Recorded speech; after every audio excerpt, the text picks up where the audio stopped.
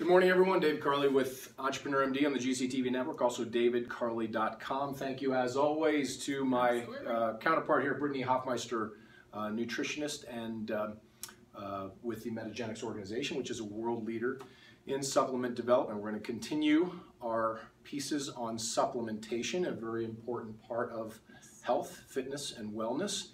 And one of my favorite topics, Brittany, today we're going to talk about protein shakes. Now, everybody knows protein shakes. Almost everybody uses protein shakes in our busy lives. We can't always get to food and supplementation with protein, which is an important part of a healthy diet, is a good option. Absolutely. Is it fair to say that if you can eat protein through food, that's best? I mean, I would say, so you're not always drinking something? I would say just so you can chew. Yes, but I love to put Brittany on the spot, challenge her with these questions. But it is bioavailability, which we will get into.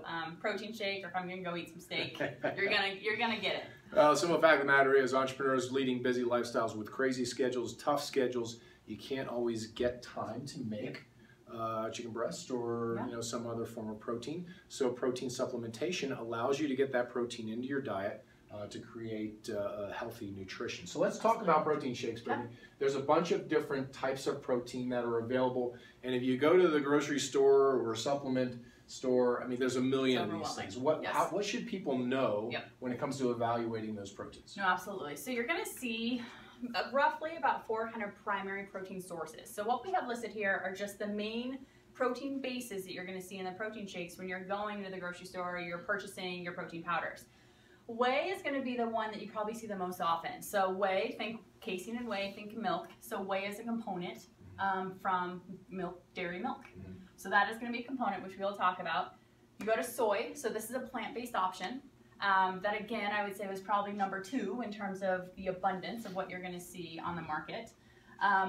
Plant-based is kind of going one step further. So this is getting into the rice proteins, the pea proteins, the almond proteins. And then 4th, we have hemp. So again, another kind of grain protein source that is now starting to be more and more available on the market.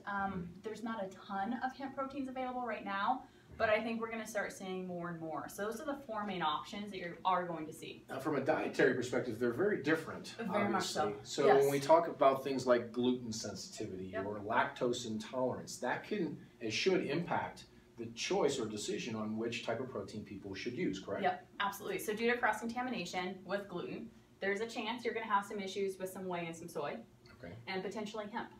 Really? Okay. Yes, potentially hemp. So depending on where the plant is processed or where the protein powders are processed, cross-contamination, that is something that you could have an issue with. Lactose intolerance is also an issue potentially with some of our wheys. So those are things you do have to think about. Plant-based, which we're going to go into more detail, personally, what I take, I use a plant-based option. I use a vegan option with some added proteins, which we'll go into. For me, is the best option. That is, and we'll talk about from a quality perspective, but and you mentioned vegan. If someone is a vegetarian, they're okay here? Yes. Maybe a good way for a vegetarian to get protein into their diet? I would highly recommend it. Yep. Any vegan, vegetarian, I personally have always recommended protein shakes as an option to make sure you're getting in that protein load. Now, there's also some challenges with the plant-based proteins, correct? In terms of comparison with the others. What are those challenges? So again, why we see so much whey and soy on the market is because these are the most bioavailability. So whey is by far the most bioavailability protein that we can get, meaning our body absorbs it the best, okay? Soy is, so say whey is 100%, soy is going to be about 90% absorption, okay? If I go down to kind of some of our hemp or our rice or our pea base, those are down to 50, 60, 70% absorption. So you don't absorb them as well as the others. Correct. So if I'm taking 20 grams of protein, I might only be absorbing 15 grams of that 20 grams. Okay. Where we get into the plant-based, so this was kind of that vegan option. The ones that I prefer are the combination proteins. So you think of kind of your pea and rice combo. And then we'll add in some branched chain or essential amino acids to make it a complete protein, bringing it up to the score of the whey, bringing it up to the 100%. The essential amino acids are the amino acids that your body doesn't make on its own. So you rely on getting that from your nutritional sources, whether it's food or supplements.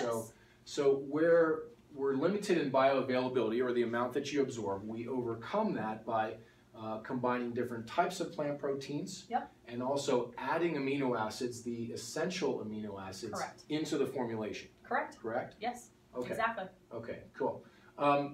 With soy, I know there's some talk or some concern about possibly a concern with estrogen balance, or creating estrogen if you take too much soy protein. Is that real? So soy is a phytoestrogen. So it is something that could promote some estrogenic effect, essentially.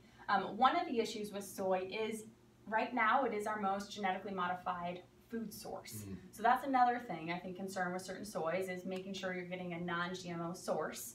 But the phytoestrogen is, for certain populations, might not be the best choice because it is producing some estrogenic effect. So you mentioned GMO. Those are quality control measures which deal with purity of the product, making sure that's what's on the label is actually in it, and then of course related to bioavailability, how much of it you absorb.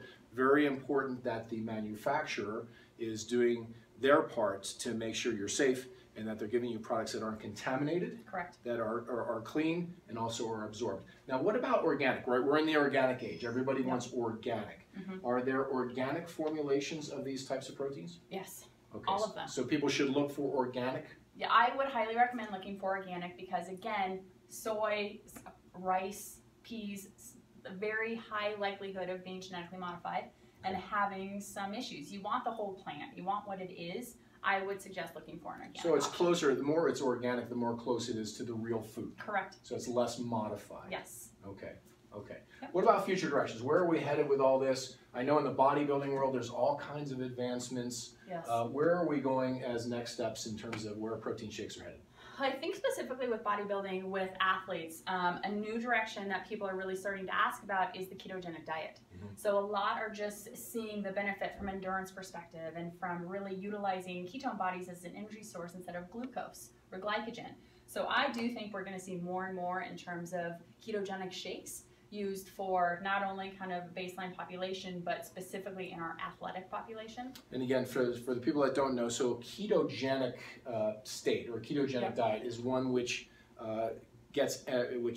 transfers use of energy from sugars and carbohydrates Correct. to proteins, okay? And fats. And fats. So we get our energy from proteins and fats, not sugars and carbs, and that creates a state which promotes lean muscle mass. Okay, building lean muscle mass and reducing fat. Correct. Okay. It essentially changes how our body functions. So is that like a paleo diet? Is that the same kind of concept? It's similar paleo, but with a higher fat content. Okay. So it's kind of converting.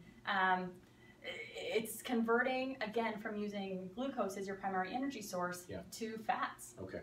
And we've talked before about the importance of insulin control with your general health. Absolutely. And this has to do with insulin spiking. When you take a sugar or carbohydrate, insulin spikes. Insulin is the protein in your body which directs how calories are used, whether they're used to provide a function or fuel a function or stored as fat. So we want to keep insulin levels low, and a ketogenic or a paleo or a diet that's low in sugars and carbohydrates keeps insulin down. Correct. And insulin is known also to promote inflammation, chronic inflammation. As we gain fat, that promotes inflammation, correlated with all kinds of disease processes. So the thought behind ketogenic diets and now supplementation is to maintain our lean muscle mass, keep fat down, and keep inflammation under control, and at the same time keep insulin under control. All very healthy things based on scientific evidence to date, correct?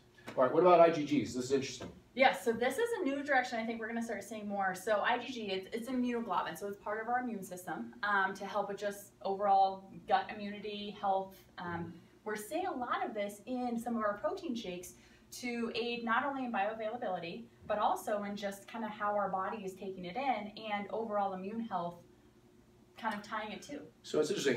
So when you train hard, that's actually a stress to the body, right? Absolutely. And if you train too hard or if you overtrain, you can actually weaken your immune system. So is this felt, I know it's not proven completely yet, but the thought behind this is that we're helping to support the immune system when you're training hard, and that stress is actually lowering your immunity a little bit. Is that a way to think about it? I think so, absolutely. And just helping with that muscle regeneration and keeping our body in that healthy state as much as possible. Right. Well, we're trying to get people to exercise build their muscles Yes. and lower their fat. So very interesting direction. We'll keep an eye on that, but lots of potential opportunity there, I think, to help to support you in those efforts to exercise, get healthier, improve your body composition, and hopefully lower your risk and chances of disease now and in the future. So thank you. That's a great summary, Brittany. I hope that's educational for me. I hope it's educational for everybody else. If you want to talk more about it, track me down on davidcarley.com. Continue to check us out on Entrepreneur MD on GCTV Network. Brittany, tell us about Metagenics again. How can people learn more about Metagenics? So Metagenics, you can go to our website, www.metagenics.com, or contact your physician. We only work with licensed healthcare practitioners such as Dr. Carley and pharmaceutical grade supplementation to help you get what you need to get. Great stuff, great stuff. Thank you so much as always, Brittany. Brittany Hofmeister, Metagenics organization. We'll continue to try to build on this, and we're gonna pin Brittany down to get more on nutrition, because her background is as a nutritionist, and your diet and nutrition, in addition to supplementation, is huge and important. So we'll get her more on that. We'll pin her down. Thank you guys. Always have an awesome day. Protein shakes, important for everybody to know a lot about this stuff. See ya.